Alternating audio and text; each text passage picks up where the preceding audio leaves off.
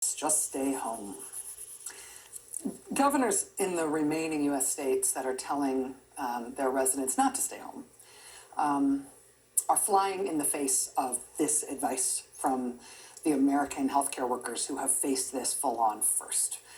And maybe it's because New York got hit first, and no other places in America think of themselves as being anything like New York. But New York did go first, and they really are trying to tell the rest of it. And so I don't know if Heartland governors who are still resisting this advice find it easier to hear from a place like Indiana instead of New York, but here it is from Avon, Indiana. Hi, I'm Brandy Kingsley. I work at IU Health.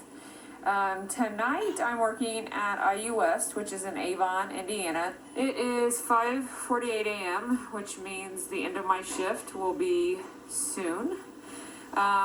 The unit I'm working on is normally an 8-bed ICU. We are up to, I believe, 24 to 28 bed of intensive care patients. I spent the first 3 hours of my night intubating, lining, chest tubes, and stabilizing a patient that was going to code, but we were able to stabilize her, keep the quarantine going. I know we've been doing it for a long time, and it's easy to get lax, but we keep getting more and more admissions, and these people might walk in through the emergency department, and within an hour, they're on life support. And their ages run from young to old to no comorbidities, meaning they didn't have any medical problems before, to having lots of medical problems before. But by the time they get to me, we're trying really hard to keep them alive.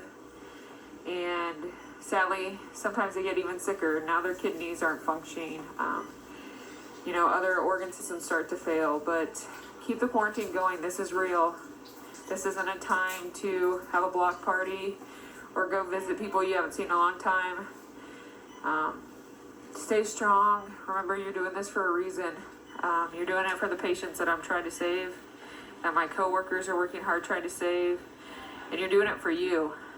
You're doing it for your family, your loved ones, your friends that you don't want to get this.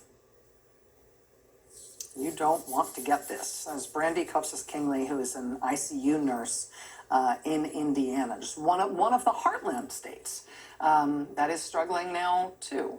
I mentioned at the top of the show, one of the biggest